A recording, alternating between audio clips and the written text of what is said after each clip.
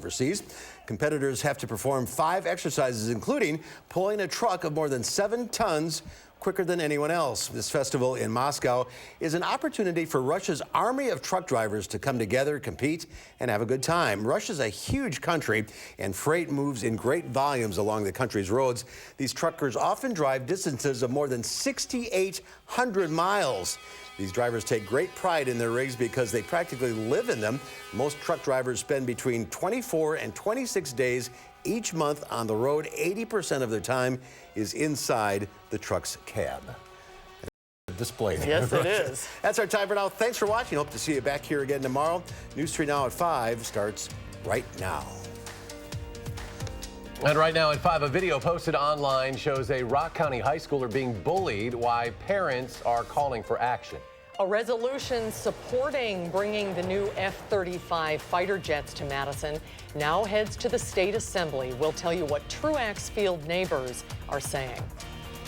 From the Channel3000.com Alert Center, this is News 3 Now at 5.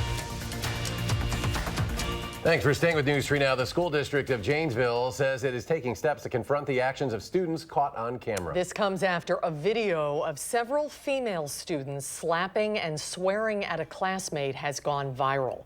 Rock County reporter Adam Duxter spoke to an anti-bullying group about the video and joins us now from our Rock County Bureau with why they're calling for something to be done. Adam? Well, Eric and Susan, tonight the school district of Janesville is condemning the video that's been posted to Facebook, Snapchat, and Twitter. But despite that, it's still not going away. Neither are the concerns of the parents who've seen it.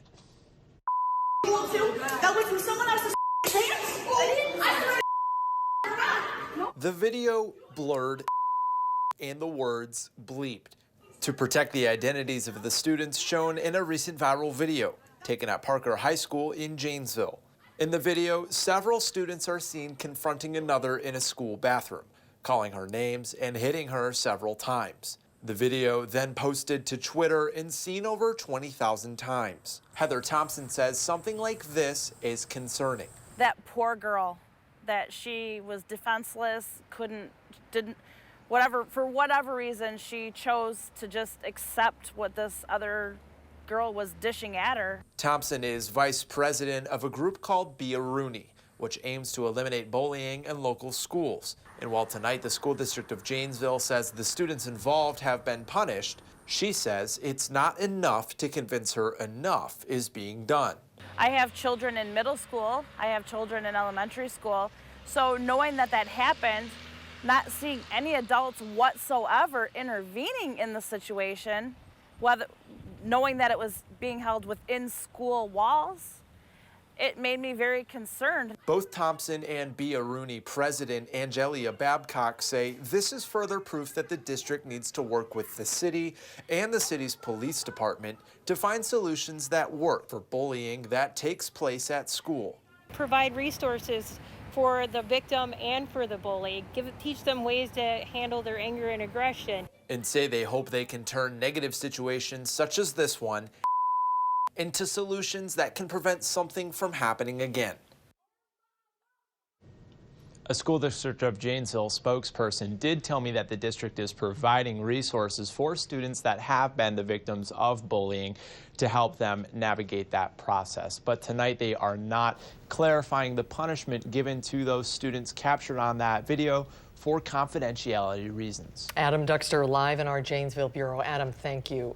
Lori and Alexis Berry will go to trial for the death of a 13-year-old girl. A judge decided today the Mineral Point mother and daughter are both facing first-degree reckless homicide charges. They were the caretakers of Selah Caden. Her parents in North Carolina sent Selah to stay with the Berrys when she started having behavioral issues. But on May 31st, Selah was dead. The Berrys told detectives her behavior had gotten worse and say she was faking falls and throwing herself on the ground. That morning, they say she fell and hit her head hard, and then minutes later faked a fall where she stayed on the floor and did not respond. They thought she was faking it until Lori's husband came home and called an ambulance. As far as the bruising on the legs and the elbows with her whether it be fake fainting or throwing herself down, as they had described in their interviews. The only ones that they could not really explain or they stated they didn't even know about were the injuries along the chest area. Doctors at the hospital told detectives they believe Selah had been dead for hours. An autopsy found there was severe trauma to Selah's body, saying the death was due to smothering and blunt force patterned beating. Tonight at 6, we'll hear more on why the person who did the autopsy compared the injuries to torture. A woman says she was robbed Wednesday after she got in a car with a man she had originally met at an online dating site. The woman said she met the man in the parking lot at Easttown Mall, got into his vehicle, they drove for a short distance, and that's when she says the man took her phone and her purse. Police say the man had given her fake information about his identity. A developing story tonight out of Milwaukee as authorities have a large area taped off near 24th Place and Glendale Avenue on the city's north side. The Wisconsin Department of Justice and Milwaukee Police Department are helping in the investigation. Milwaukee police say they issued a search warrant of the residence at about 9:20 this morning. An attorney for Milwaukee Bucks guard Sterling Brown announced today they have filed a 30-page countersuit to strike the $400,000 offer to settle a lawsuit filed against the city and members of the Milwaukee Police Department. Back on January 26th of 2018, you may recall Brown being arrested in the parking lot of a Walgreens store. Now, a lawsuit filed in federal court by Brown alleges the Milwaukee Police Department's arrest of him was unlawful and racially motivated, and that police used excessive force. Let's get a look at your First Alert weather now on another beautiful day. We're stringing a couple here together. Dave Caulfield, who is on the weather patio. Dave? Yeah, temperatures near 70 today, Eric, with plenty of sunshine. We get pretty much a repeat of that as we head into tomorrow before some different weather, shall we say, by the time we get into this weekend. Let's go ahead and take a look at our live camera in Madison on the WISC-TV Skycam. Wall-to-wall sunshine. Lots of blue sky today. Temperatures still in the upper 60s with south wind at 15 miles per hour. That dew point comfortably in the low 40s. Other temperatures still in the 70s in Boscobel and Janesville, 67 in Watertown, 68 in Lone Rock and Mineral Point. Wind speeds have come up a little bit compared to yesterday. Still not too bad out of the south at about 8 to 15 miles per hour. Temperatures will dip into the 40s once again overnight, and then we'll be back near 70 tomorrow. We'll talk about those big changes on the way, especially for homecoming weekend in your First Alert forecast in just a few minutes. All right, thank you, Dave. Republicans who control the state assembly intend to change their rules to allow a paralyzed Democratic lawmaker to phone into committee meetings that he can't attend in person. Representative Jimmy Anderson of Fitchburg requested accommodations in January. He's threatened to sue, alleging Republicans are violating the Americans with Disabilities Act. Republicans worked on the rule changes in private and did not consult with Anderson or Democrats. Republicans provided the Associated Press with their proposed rule changes ahead of making them public today. The full assembly will vote on them on Thursday. The dispute over whether to bring the F-35 jets to Madison's Truax Field is at the state capitol this week. Republican lawmakers are pushing their support for the jets, angering some North Side neighbors. Our Rose Schmidt is live at the state capitol with more. Rose? A resolution that passed the state Senate today says the jets could keep Truax Field open. But Northside leaders say that's a scare tactic and warn about the noise from the jets and the potential housing problems they could bring. Republican lawmakers say the F-35 fighter jets will have economic benefits not just in Madison, but the entire state of Wisconsin. It is our responsibility to show our support for those men and women, and that we want the F-35 and we want them to fly that aircraft.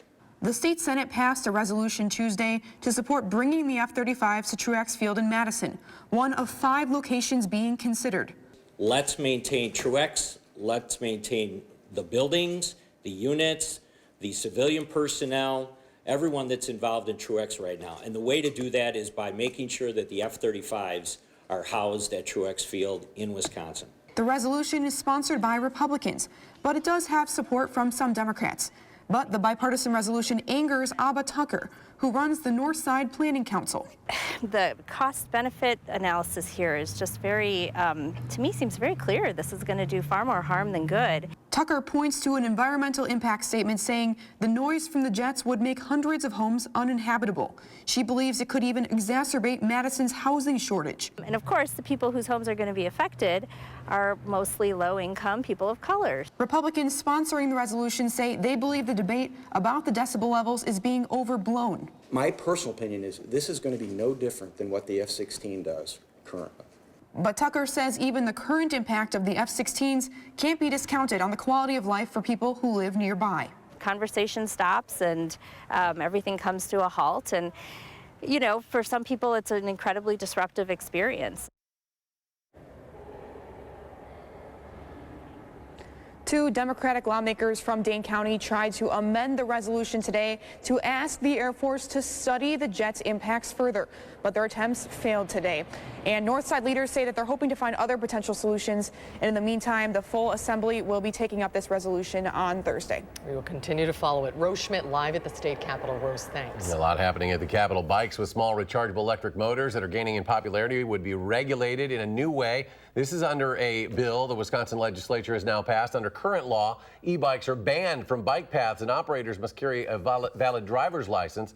The bipartisan bill would treat e-bikes like regular bikes now, while also giving local governments the ability to restrict their use on some bike paths. The bill will now go to the governor for his signature. Children in Wisconsin could legally operate lemonade stands under a bill the state Senate has passed. The measure would permit anyone under 18 to operate a lemonade stand on private property without a permit. They couldn't sell more than $2,000 of lemonade a year. The young entrepreneurs would also be barred from selling any potentially hazardous food like raw meat or egg salad. The bill now goes next to the state assembly. And more local news. Amazon looking at adding another major distribution center in Wisconsin. That could mean jobs for Rock County. The Beloit City Council approved the development of a warehouse distribution facility last night. Now, this proposal involves a 1 million square foot distribution center located in the Gateway Business Park area. The Beloit Daily News says construction is expected to be complete by September of 2020. The Department of Natural Resources posted on Facebook reminding people that starting this week, every 4th grade class can order free tree seedlings from its forestry program. The DNR says anyone can buy seedlings to help reduce erosion, protect watersheds from floods, reduce ozone, and benefit the environment. Teachers can fill out the application on our website. It's channel3000.com. Wisconsin volleyball setter Sydney Hilly has been named the ABCA National Player of the Week. She was also the Big Ten Setter of the Week, Big Ten Player of the Week. Wisconsin defeated number 5 Penn State, swept number 2 Nebraska as well. Now against Penn State, Hilly had 46 assists, 3 aces, 10 digs. Hilly also recorded 42 assists in the sweep over the Huskers. Wisconsin will now travel to Northwestern tomorrow, and then they'll host 7th-ranked Minnesota Saturday at the Fieldhouse. Forward Madison FC announced it will buy tickets for fans who travel to Frisco, Texas for its playoff game against North Texas FC this weekend. Forward Madison got its spot in the USL League 1 playoffs last Saturday by defeating Lansing Ignite FC. If the Flamingos win this weekend, they'll advance to the USL League 1 final. Fans can apply for tickets through a link on our website, channel3000.com. The Brewers are making a trade in left field, but this time they're getting a restaurant to be named later. Officials with the team announced today the long-running Friday's Front Row Grill will close in early December to make way for a new restaurant. Team announced the change with this video here showing Bob Uecker struggling to come up with a name for the new restaurant. Officials say the restaurant will be remodeled. It'll have a new look and feature classic Wisconsin fare, and it's expected to be open by mid-January.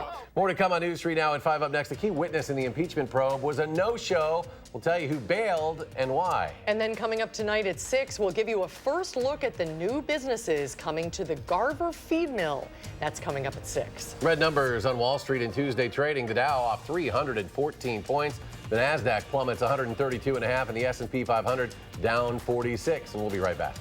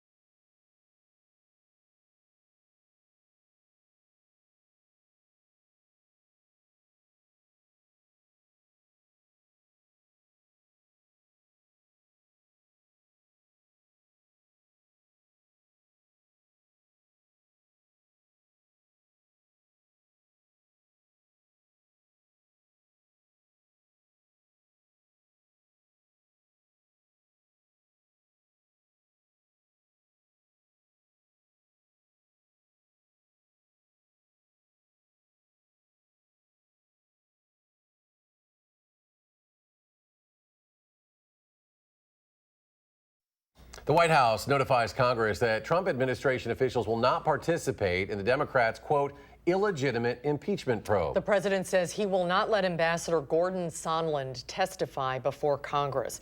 The president tweeted, "I would love to send Ambassador Sondland, a really good man and great American, to testify, but unfortunately he would be testifying before a totally compromised kangaroo court." Democrats say Sondland still needs to testify, and they are demanding to see text messages or emails, which they say the State Department has refused to turn over. By preventing us from hearing from this witness and obtaining these documents, the President and Secretary of State are taking actions that prevent us from getting the facts needed to protect the nation's security. Why not release the transcript so you can all see what Ambassador Volker told us? There is no wrongdoing. He was completely as clear as could be, no quid pro quo whatsoever. A new Washington Post poll shows 58% of Americans surveyed believe the Democrats were right to begin an impeachment inquiry. Despite a warning from the president, Turkey appears poised to launch a military strike against the Kurds in northern Syria. This follows the president's decision to pull U.S. troops out of that region. In a statement, Kurdish leaders called President Trump's decision to pull out, quote, tragic.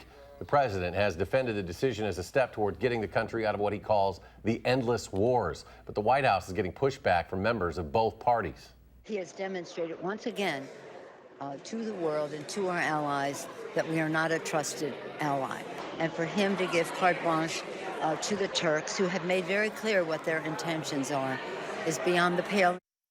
Now, Wisconsin U.S. Senator Ron Johnson is joining the chorus of Republicans questioning the plan to withdraw those troops. Senator Johnson, a Republican who sits on the Foreign Relations Committee, says it would be, quote, unconscionable to abandon the Kurds and would send a terrible signal to both America's friends and enemies. He says it's in the U.S. national security interest to maintain stability in that region. Let's get a look at our forecast now. Our first alert weather with meteorologist Dave Caulfield. Dave? Yeah, not much better weather. You can really expect on a day like today in early October. It was absolutely beautiful outside with highs in the upper 60s and low 70s across southern Wisconsin. The high 72 in Janesville, 72 in Boscobel. So those are the warm spots today, but really not a bad day by any stretch of the imagination. We start off with sunshine and we will end the day with sunshine and not too many clouds in between on our time lapse on the Edgewater Skycam here. And we're still looking at wall-to-wall sunshine in Madison right now. Again, the high today of 68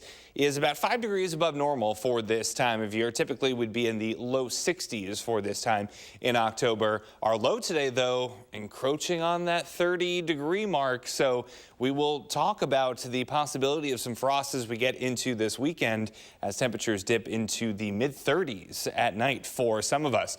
Temperatures right now are not close to the 30s. In fact, they're about double that in the 60s still. So pretty close to those daytime highs. We're still looking at upper 60s and low 70s. Now, temperatures are definitely going to go down as we get into this weekend as a powerful cold front, strong low pressure moves into the upper Midwest. On Wednesday and Thursday, we're still talking about temperatures close to 70 degrees. And while highs will technically be in the lower to middle 60s Friday, it won't feel that way for very long. That high is going to occur early in the morning. That cold front comes through and really changes our weather dramatically. Highs will be in the mid 40s Saturday and Sunday, lows in the 30s. But on Friday, that's going to be the most dramatic change. For Friday Night Football, we could be talking about temperatures in the 30s after starting off the day in the 60s. For tonight, temperatures falling into the mid 40s, mostly clear, not as cool, but still pretty seasonable for this time of year. Still about 5 to 10 degrees above normal for tomorrow, mostly sunny. Once again, we are looking pretty mild. So here is a look at future track. We are in the upper 60s once again on Wednesday, so pretty quiet conditions. Not seeing much in the way of cloud cover once again. Then as we get into Thursday, we're still mild, so temperatures aren't going to change all that much, although we might need that umbrella by the afternoon and evening hours as showers and thunderstorms are possible as this low pressure system gets closer.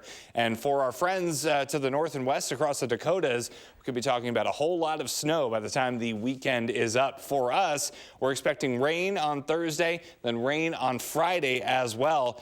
And as that front comes through, those temperatures are going to crash quickly from the 60s in the morning and then into the 30s by the time we get into Friday night. So as far as snowfall is concerned, really not looking at anything for southern Wisconsin. Parts of northern Wisconsin could see a little bit of snow by Sunday, but nothing compared to, look at these values showing up closer to the Dakotas. We could be talking about a big-time blizzard for our friends to the north and west. However, this weekend, it's going to feel like a different season at times, especially during the morning hours. We're talking about the possibility of frost, but also it could feel like the 20s at times. So we need to get ready for these big changes on the way in just a couple of days. By the time we get into next week, though, it does look like those 50s and 60s want to return with quieter weather on the way starting on Monday. So here's a look at your First Alert traffic update. We're taking a live look at Todd Drive and the Beltline. There was an incident earlier on. There's still a little bit of traffic in both directions. It does look like that incident has been cleared. Across Dane County, no major accidents or incidents to report, but we are seeing that normal slowdown traffic on the Beltline. 26 minutes right now, eastbound University Ave to the interstate with an average speed of around 35 miles per hour. Running slow westbound as well, John Nolan to Verona Road. That'll cost you 9 minutes. And Middleton to Sauk City on Highway 12 running slow at this time. It's about a half-hour trip with an average speed of around 35 miles per hour. And that is your First Alert traffic update. All right, thanks, Dave. Still ahead on News 3 Now at 5. Nearly half of all Americans are finding extra work outside of their full-time jobs. Show you how after a short break. News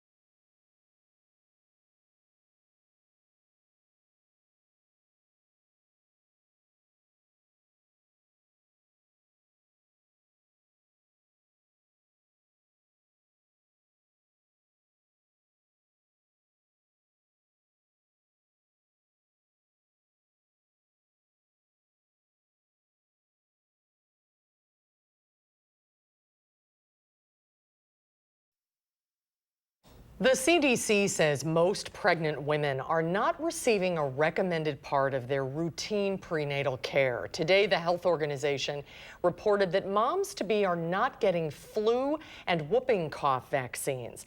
The CDC surveyed 2,100 pregnant women and found less than half of them reported receiving both vaccinations. But they say the vaccines are safe and needed. According to experts, the mom's vaccines can protect the baby during a time when infants are still too young to get vaccinations. A new Bankrate survey finds 43% of all Americans with full-time jobs say they have a job outside of their primary work. Financial experts say side hustles are different than second jobs like driving an Uber. Those kinds of jobs necessary to pay rent or put food on the table spiked after the 2008 financial crisis. CBS News business analyst Jill Schlesinger says in rare circumstances, a side hustle can bring in a full-time income, but she says take the transition slowly. Keep your day job, keep those valuable benefits, and start testing this. See if it has any traction. It's a terrific way to really see if what you think is your passion has some legs financially. And if it doesn't, you'll still have your passion and your main source of income, giving you more financial flexibility. Stay with us. We'll have another final check of your forecast in just a moment.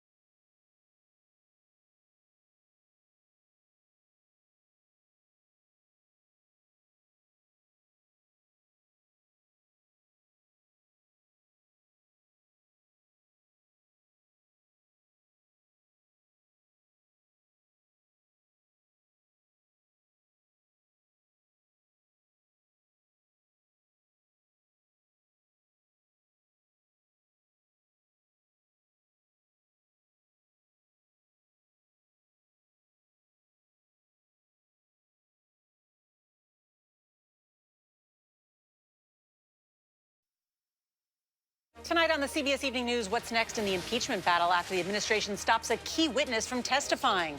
Only on CBS News, a potentially cancer-causing chemical is found in a popular heartburn drug. Should it be pulled from shelves in a total recall? And Simone Biles backflips her way into the record books. We've got those stories and much more tonight on the CBS Evening News. Boy, it's a great fall evening out there. Yeah, it's just beautiful outside with temperatures still in the 60s. We'll dip into the 50s by later on tonight and eventually bottom out in the mid 40s as we get into tonight. Mostly clear, not as cool because remember we dipped to about 40 this morning. But temperatures are staying mild on Wednesday and Thursday. Then, oh boy, big changes as we get into this weekend. Temperatures will crash through the 50s and 40s on Friday as a cold front comes through. Could have some showers and thunderstorms Thursday, Friday, a few showers Saturday as well. Dave, thank you. Thanks for joining us. We're back with more updates in 30 minutes. Right now, it's time for the CBS Evening News with Nora O'Donnell.